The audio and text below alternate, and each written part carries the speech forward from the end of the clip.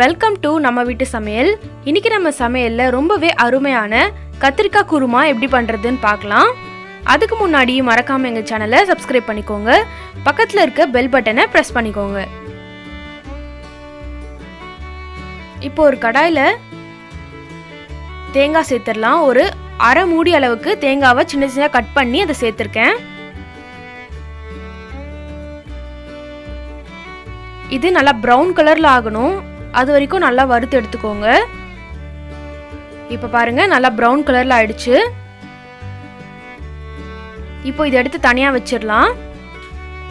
அதே கடாயில ஒரு டேபிள் ஸ்பூன் அளவுக்கு கசகசா சேர்த்திருக்கேன். அதையும் நல்லா கொஞ்சம் வறுத்துக்கலாம். இதெல்லாம் மீடியமான தீயில வச்சு வறுத்து எடுத்துக்கோங்க.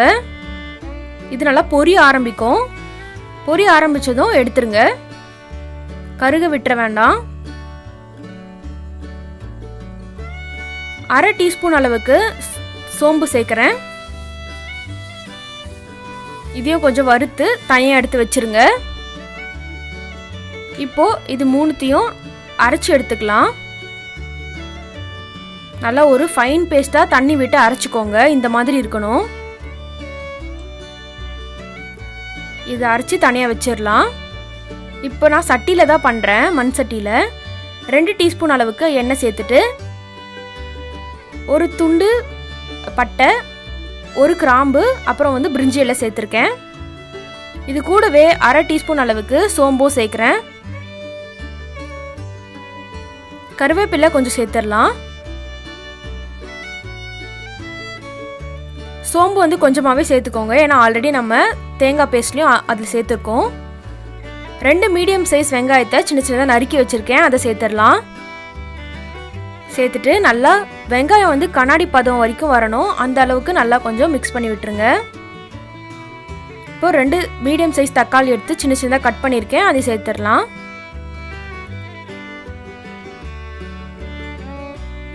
தக்காளியும் நல்லா கொஞ்சம் குழஞ்சி வரட்டும்.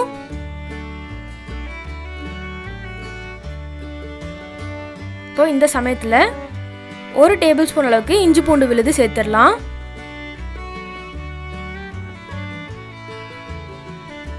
சேர்த்துட்டு ஒரு வாட்டி மிக்ஸ் பண்ணி விட்டுருங்க. குருமாவில் நம்ம நிறைய டைப்பான குருமா பார்த்துருக்கோம். வெஜ் குருமா, ஒயிட் குருமாலாம் செஞ்சுருப்போம். ஆனால் கத்திரிக்காய் குருமா செஞ்சு பாருங்கள், ரொம்பவே டேஸ்ட்டாக இருக்கும். சாப்பாடுக்கெல்லாம் ஒரு சூப்பரான காம்பினேஷனாக இருக்கும். பாருங்கள், இந்த கத்திரிக்காவை நான் இந்த மாதிரி கட் பண்ணி வச்சுருக்கேன். ஒரு 1/4 கிலோ அளவுக்கு நல்லா ஃப்ரெஷ்ஷாக நான் கத்திரிக்காய் எடுத்திருக்கேன். இப்போது இதை எடுத்து சேர்த்துடலாம்.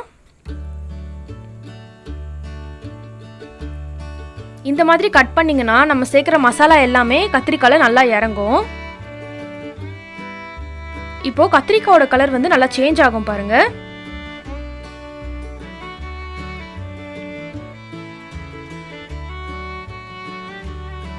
இதை தட்டு போட்டு க்ளோஸ் பண்ணிடலாம். ஒரு 5 நிமிஷம் கழிச்சு ஓப்பன் பண்ணி பாருங்க.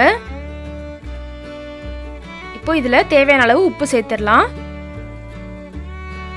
அரை டீஸ்பூன் அளவுக்கு மஞ்சள் தூள்,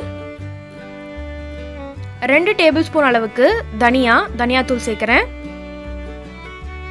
2 டேபிள் ஸ்பூன் அளவுக்கு வீட்டில் பண்ண மிளகாத்தூள் சேர்க்குறேன். அந்த 5 நிமிஷம் க்ளோஸ் பண்ணி வச்சோம்ல, அதுலேயே கத்திரிக்காய் கொஞ்சம் நல்லா வெந்துட்டுருக்கும். அதுக்கப்புறம் நம்ம இந்த மசாலா எல்லாம் சேர்த்தாச்சு.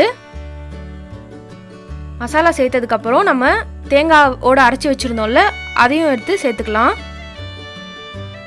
சேர்த்து நல்லா மிக்ஸ் பண்ணி விடுங்க.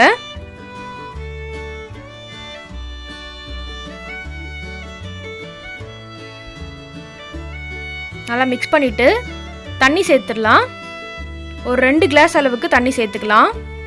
நம்மளுக்கு குழம்பு எவ்வளோ வரணுமோ அந்த அளவுக்கு. 2 கிளாஸ் தண்ணியே கரெக்டாக இருக்கும். இப்போ இது நல்லா கொதிச்சு வரட்டும். இப்போ பாருங்கள், கொதிக்க ஆரம்பிச்சிருச்சு. நல்லா ஒரு 10 நிமிஷம் மீடியம் ஃப்ளேம்லேயே வச்சுருக்கு நல்லா கொதிக்க விடுங்க. இந்த சமயத்தில் கொதிக்கும் போது இன்னும் கத்திரிக்காய் வேகணும்னா கூட நல்லா சூப்பராக வெந்து வந்துடும்.